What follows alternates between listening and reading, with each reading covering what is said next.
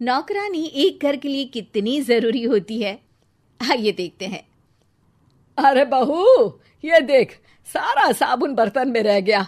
ये नौकरानी कोई काम नहीं करती, गंदा काम करके चली जाती है और ढेर सारा पैसा ले जाती है। अरे मम्मी जी, उसने तो साफ किया ही था। मेरे ही हाथ से इस ग्लास में सर्फ गिर गया था। अरे बस कर झूठी, उसे बचाने के लिए सारी जुगत लगा ले, लेकिन मैं तो इसे निकाल कर ही रहूंगी। हमारे जमाने में ना कोई नौकरानी थी और ना ही ये चिकने बर्तन। चूल्हे के जले बर्तनों को राख रगड़ कर साफ किया करती थी मैं। अरे माँ जी, मैं कहाँ बचा रही हूँ उसे। और वैसे भी आजकल नौकरानी जरूरत नहीं, स्टेटस सिंबल बन गया है। अब आप बताओ, मैं मुन्ना को नीचे घुमाने ले जाऊं तो लोगों से क्या बोलूं? झाड़ू पोछा खुद लगा रही हूँ। लोग सीधा यही पूछते हैं कि कौन सी नौकरानी काम कर रही है तेरे घर पर। अरे बस कर, ये भी कोई बात होती है? मम्मी जी, आप नहीं समझेंगी। शाम को नौकरानी घर आकर काम कर ही रही होती है कि सास को कहती है, माँ जी, एक बात बोलूं, बुरा न मानना। अरे वैसे तो मुझे तेरी शक्ल ही पसंद नहीं है, बात क्या खाक पसंद आएगी। अरे माँ जी, सुन तो लीजिए क्या कह रही है। तो मैंने कौन सा उसका मुंह पकड़ लिया है? अरे माँ जी, वो लाल साड़ी पहनती हो ना पहना करो। सास का गुस्सा अब तो 7वें आसमान पर होता है। अरे वाह जी वाह, क्यों ना पहना करूं? और तू होती कौन है ये बताने वाली कि मैं क्या पहनूं क्या ना पहनूं? अरे माँ जी, पूरी बात तो सुन लो, वो बोलना क्या चाह रही है। अरे बुरा न मानो आंटी जी। अरे कौन है आंटी? अपनी उम्र देखी है तूने? 2-4 साल ही छोटी होगी मुझसे और मुझे आंटी बोल रही है। बहू सर पर हाथ रख लेती है।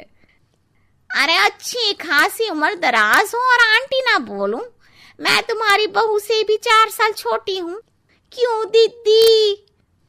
बोलती भी क्या, एक तरफ सास यानी पति की माँ, तो दूसरी तरफ नौकरानी जिसके बिना घर का काम नहीं चल सकता। वो दरअसल माँ जी की शादी में बहुत जल्दी हो गई थी ना। अच्छा ये झगड़ा छोड़ो, ये बताओ तुम माँ जी को लाल साड़ी पहनने से क्यों मना कर रही हो?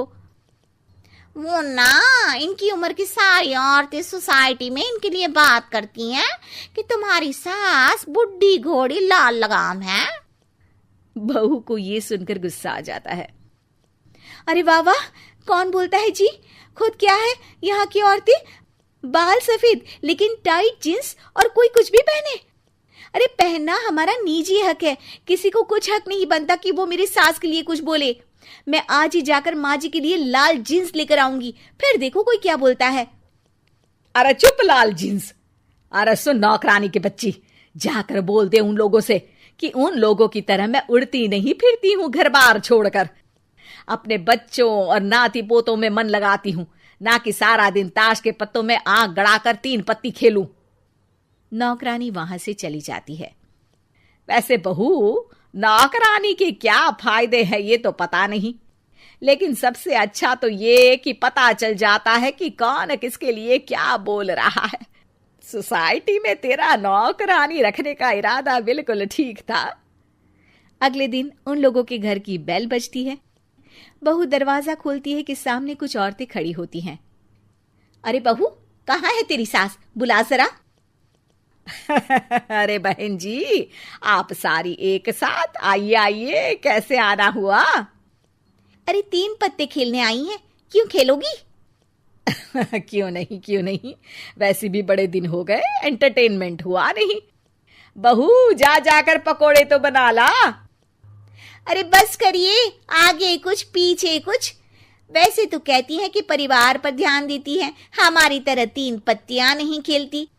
हमने कौन सा परिवार छोड़ दिया? सास सक पका जाती है। अब ये किसने कहा? मैं तो कहती हूं कि मैं भी थोड़ा बाहर निकलूं। आपने ही तो कमला नौकरानी से ये सारी बात की थी। सास और बहू को अब सारी कहानी समझ आ जाती है कि सोसाइटी की औरतें क्यों भड़क रही हैं। माफ करिए आंटी, मैं छोटी हूँ, लेकिन फिर भी पहले तो आप लोगों ने माँ की लाल साड़ी का मजाक उड़ाया था ना।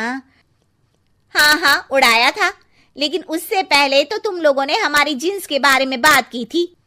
अरे क्यों ना पहने हम जीन्स, तुम्हारे पैसों की थोड़ी ना है। सास और बहू सर पकड़कर बैठ जाती है।